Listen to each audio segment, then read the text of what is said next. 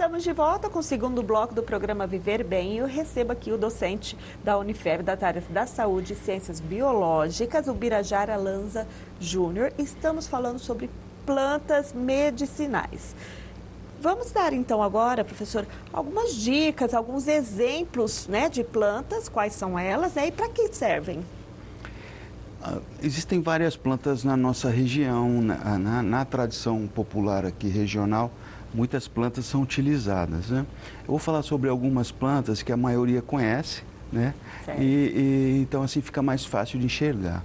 O pessoal utiliza muito na época do frio, né? Principalmente em crianças, o guaco, né? O pessoal costuma utilizar o guaco, faz uma infusão ou faz uma decocção e utiliza o guaco para tratamento de resfriado, de tosse, né?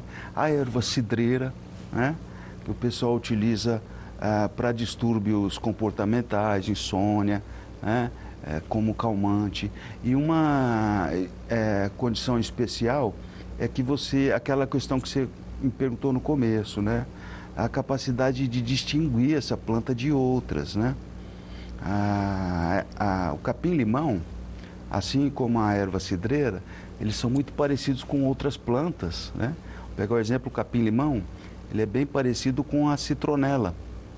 E aí vem aquele problema, às vezes você está consumindo a citronela por via oral, achando que é o capim-limão e pode ter um problema aí na saúde, né? Então aquela questão, novamente, de saber identificar, buscar o auxílio de um profissional competente, né? Para que ele pelo menos te ensine a coletar, né? Outras plantas, a babosa o pessoal utiliza muito para queimadura, para tratamento de problemas venosos, né? Como crises hemorroidais. Enfim, existe uma diversidade. A própria erva doce, né? Que é a sementinha, deve ser feita na forma de decocção, porque é uma sementinha que as criancinhas usam muito, né? Para eructação, para tratamento de problemas digestivos e assim vai. Aqui na nossa região... A erva Santa Maria, por exemplo, até difícil hoje encontrar, né? Mas antigamente só se usava isso para machucar. Erva Santa Maria. Tudo. Sim, essa erva ela tem certos compostos, né? Que determinam efeitos antihelmínticos, né? Antiparasitários. Sim, então daí a importância do conhecimento tradicional. A gente não pode, né, viver sem esse conhecimento tradicional. Mesmo porque, Júlia, as pesquisas elas têm início baseado nessas informações, né? É muito mais fácil um cientista começar uma pesquisa baseada nessas informações do que sair ao léu numa floresta coletando ao léu planta para estudar, né? Então, assim, voltando, a nossa região é rica, a população tem muito conhecimento tradicional e na nossa região tem uma biodiversidade tremenda, né? Se a gente fosse listar aqui, não daria tempo, a gente ia ficar falando o programa todo, né? Sobre plantas, né? E agride menos o organismo do que um medicamento produzido, comprado? Tradicional? Então, na realidade, não.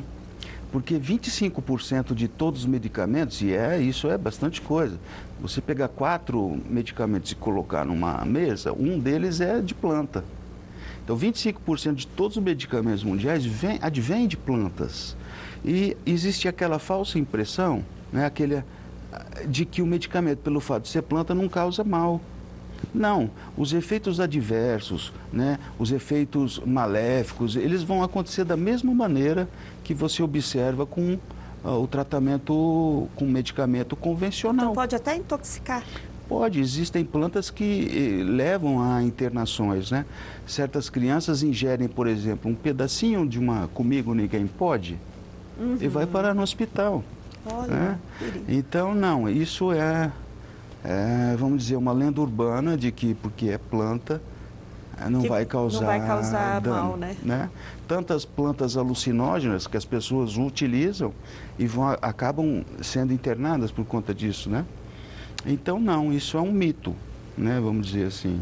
Então, quais os benefícios? Os benefícios é que você conhecendo a planta medicinal e para que ela serve e tradicionalmente você ter a certeza de que ela funciona, seria a prevenção, o tratamento ou até cura da enfermidade, né?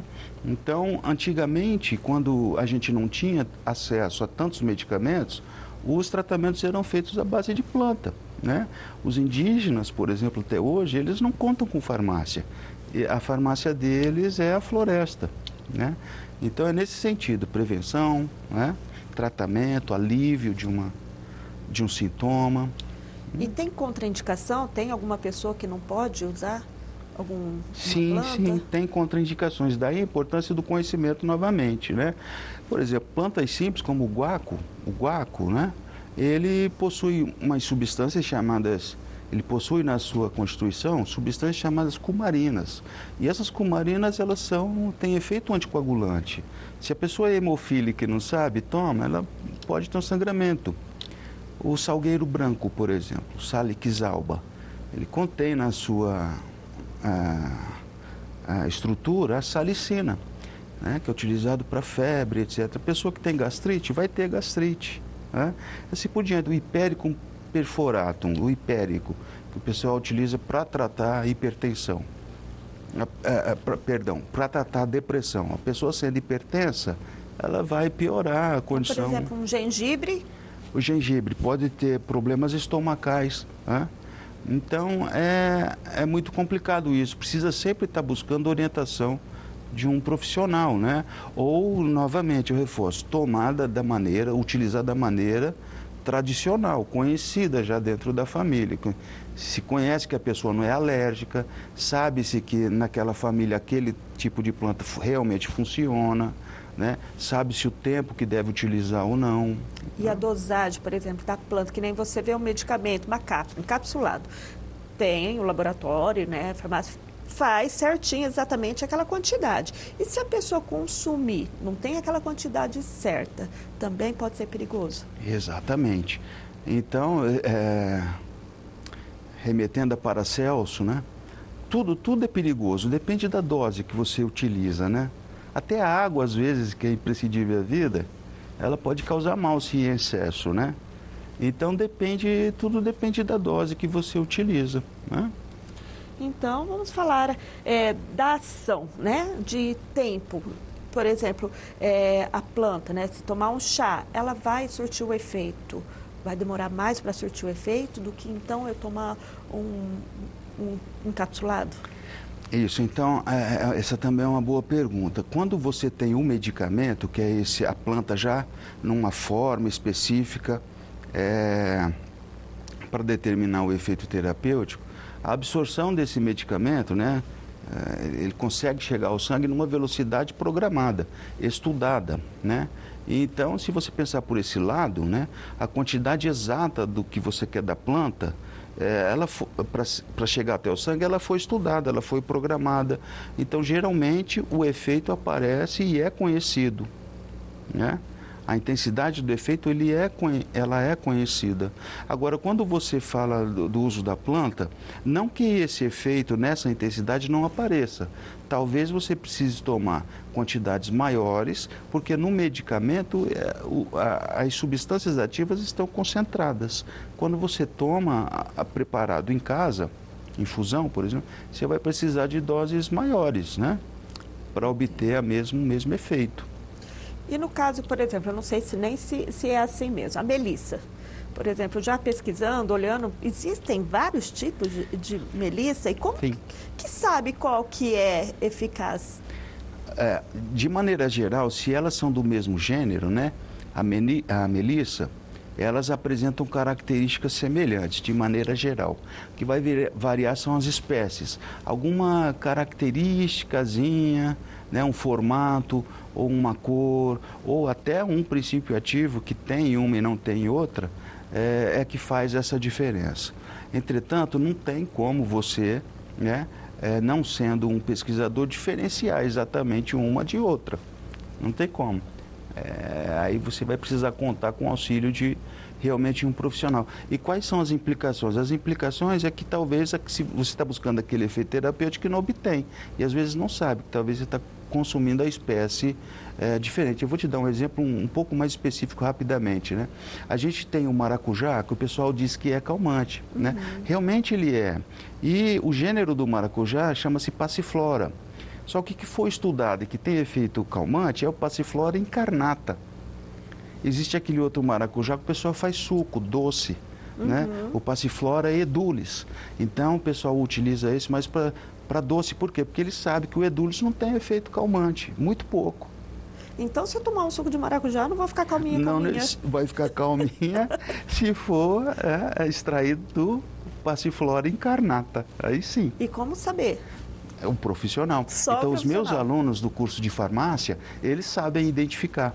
Porque eu ensino isso. Então, tem toda uma característica, né? As plantas, elas têm características, às vezes, são mínimas coisas que diferem um do outro e têm um impacto muito grande.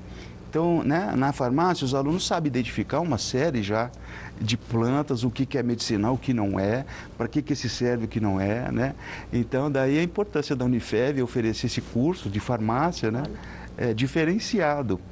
Então, plantas medicinais faz parte de farmácia? Sim, ela faz parte de farmácia em várias disciplinas, né? Farmacobotânica. Então, eles têm toda uma preparação. Eles estudam as formas da planta primeiro, depois eles estudam quais são medicinais ou não, como extrair essas substâncias das plantas, até chegar no medicamento. Então, da planta até chegar no medicamento, eles estudam aqui com a gente. Então, gente, para ter aí o efeito esperado, tem que ter muito conhecimento. Muito conhecimento, né? A importância do profissional é crucial, né? Certo. Então, professor, nosso último tempinho aí, gostaria que desse orientações gerais, falasse para o pessoal de casa que está nos assistindo. Tá certo. Então, pessoal, né, de casa, nossos amigos, as plantas medicinais, elas representam uma fonte, né, inestimável, né, um recurso inestimável. O Brasil, ele apresenta uma biodiversidade tremenda nesse sentido. Entretanto, para se utilizar essas plantas, né, precisa, então, reforçando aquela ideia, precisa-se muito do conhecimento tradicional para se utilizar isso, né? Tradicional, aquilo que tradicionalmente é utilizado na sua família. Como tomar, como utilizar, sim, está tudo certinho. Agora, para que você possa consumir de maneira mais tranquila e obter resultados mais eficazes, é necessário sempre você procurar um profissional da saúde, da área, né? Um farmacêutico, um médico, especialista nessa área, entre tantos outros profissionais que utilizam dessa ferramenta, né? No combate às mais diversas enfermidades. Então, o nosso curso de farmácia, a Unifev, está de portas abertas para quem quiser conhecer, quem quiser, que despertou interesse em vir conhecer e provavelmente até manter um contato maior com a gente está à disposição da sociedade, né? Tá bom? Tá certo, professor. Muito obrigada. Tenho certeza que foi assim, muito esclarecedor. O pessoal deve ter adorado. Muito obrigado, Julia, que eu agradeço. E a gente está sempre à disposição, tá bom? Tá certo, muito obrigada. Bom, e se você tiver interesse em conhecer o curso aqui da Unifev, pode estar agendando uma visita pelo telefone 3405-9999. E nós ficamos por aqui. Até semana que vem. Tchau, tchau. Tchau, tchau.